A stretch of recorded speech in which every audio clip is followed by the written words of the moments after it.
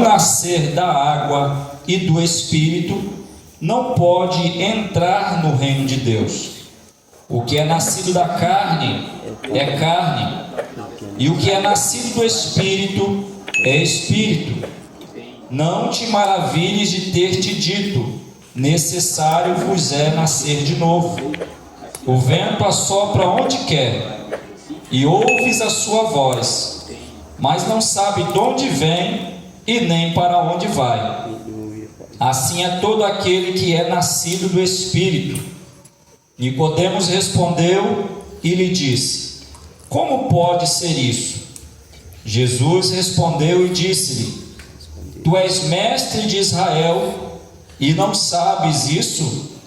Na verdade te digo, que nós dizemos o que sabemos e testificamos o que vimos, e não aceitas o nosso testemunho. Se vos falei de coisas terrestres e não crestes, como crereis se vos falar das celestiais? Ora, ninguém subiu ao céu, senão o que desceu do céu, o Filho do homem que está no céu, para que todo aquele que nele crê não pereça, mas tenha a vida eterna.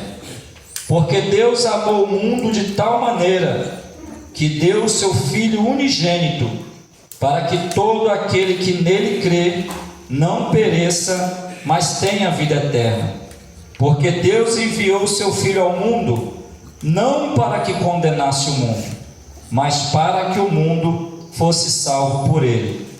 Quem crer nele não é condenado, mas quem não crê já está condenado, porquanto não crê no nome do unigênito Filho de Deus. Mas quando Jesus já chega cumprindo o que já estava escrito nas profecias.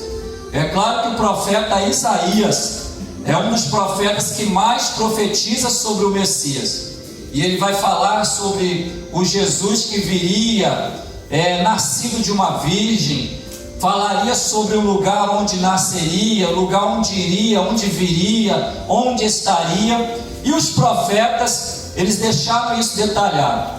E o que me chama a atenção é que Nicodemos, como um dos principais dos fariseus, ele tinha conhecimento, porque eles eram estudiosos das letras, estudiosos das profecias. E quando Jesus ele chega, Jesus começa a fazer muitos sinais e maravilhas. Jesus opera milagre, Jesus cura leprosos, e lepra não tinha cura naquela época, né? Jesus cura os cegos. Jesus chega trazendo a sua palavra, e a palavra de Jesus já não era mais como a palavra desses grupos de religiosos que tinha naquela época, até porque eles defendiam a lei, defendiam os profetas, mas automaticamente eles não conseguiam mais atrair o povo, porque a palavra era só palavra lançada ao vento. O próprio Jesus depois vai falar que eles eram como sepulcros caiados, né? Eles vão falar que eles estavam de aparência, falavam uma coisa, mas viviam outra, né? Demonstravam a sua aparência, mas a sua essência, o seu coração não era totalmente aquilo. E quando Jesus começa a pregar, a ensinar e operar os seus milagres, chama a atenção de Nicodemos. E Nicodemos, no verso 1, vai dizer que ele vem ter com Jesus. Ele é um dos principais daquela religião. E no verso 2 diz que de noite ele resolve ter um encontro com Jesus. Por que ele vai de noite? É claro que o grupo de religiosos daquela época, eles estavam em uma rixazinha, né, com Jesus, porque Jesus vem pregando a verdade, ensinando a verdade e implantando o reino de Deus já na terra. Ele já vem, quando você vê João Batista ensinando no deserto, ele diz que o reino de Deus estava próximo. Mas quando Jesus chega, ele diz: é chegado a vós o reino de Deus. Então Jesus vem abrir acesso de novo da humanidade a Deus.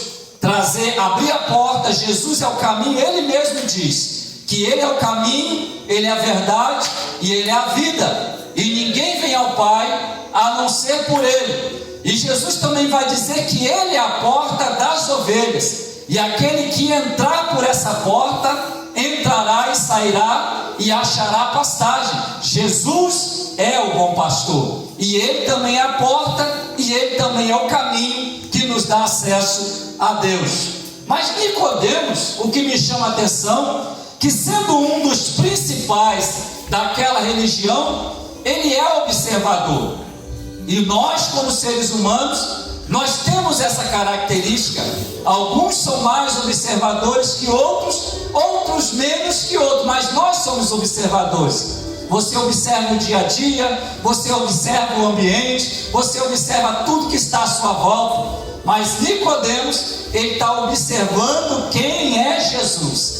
E Jesus vai passando, operando milagre, operando sinais, mostrando maravilhas e mostrando muita coisa, que Nicodemos chega a uma conclusão: opa, este é o enviado de Deus. Ele mesmo diz isso. Ele diz: bem sabemos que tu és mestre vindo de Deus, porque ninguém pode fazer as coisas que o Senhor faz. Aí Nicodemos, então, com essa curiosidade de estar mais próximo de Jesus, ele resolve ir de noite. E este resolver ir de noite é porque ele não poderia vir de manhã ou à tarde ou à luz do dia e qualquer um ver ele tendo um encontro com Jesus e pedindo conselhos a Jesus, até porque ele é um dos principais daquela religião. Era como se ele estivesse se menosprezando em relação ao seu ensino, ou em relação àquilo que ele aprendeu, ou aquilo que ele passasse. Como os seus amigos o veria agora a partir daquele momento? Ora, Nicodemos aprendeu desde pequeno, na letra, nas leis, nos profetas, e agora de repente ele vai ter um encontro com alguém que acabou de chegar, está no início do seu ministério, e vai tomar conselho daquele homem. Traz no jardim do Éden ainda, quando o homem e a mulher, Adão e Eva, ainda tinham uma comunhão total com Deus, e eles se permitem pecar naquele lugar, e eles perdem o convívio natural, porque eles estão afastados agora, como Paulo diz aos Romanos, todos pecaram, afastados estão da glória de Deus. Isso ele está lembrando do pecado original ainda lá no jardim do Éden, quando eles pecam e são expulsos do jardim, são pecadores, e agora passa a ser escravo do pecado e da morte. Mas Jesus está dizendo que é necessário nascer de novo. Nicodemos, quando Jesus diz isso, Nicodemos não entende. Por quê? Porque Jesus está falando de coisa espiritual, e Nicodemos entende de coisa carnal, de coisa física e de coisa visível. Mas Jesus está dizendo: Nicodemos, é necessário nascer de novo. E aí ele diz: como pode um homem nascer sendo velho? Porventura ele pode entrar no ventre da sua mãe e nascer? Aí Jesus responde no verso 5: na verdade, te digo, que todo aquele que não nascer da água e do Espírito não pode entrar no reino de Deus. Você vai ver que Nicodemos conversa com Jesus sobre esse assunto, e Jesus dá dois detalhes para ele: aquele que não nascer da água e do Espírito, primeiro, que é o maior ser sobre todo o universo, ele amou, que é o maior sentimento expresso tanto em nós quanto vindo de Deus para nós. Amou o mundo globalizado, que é a sua totalidade do mundo. Ele amou a humanidade de tal maneira, é uma expressão que nós não podemos compreender. Você vê que o escritor, aquele diz de tal maneira, ele não achou nenhuma palavra para descrever o tão grande é o amor de nós.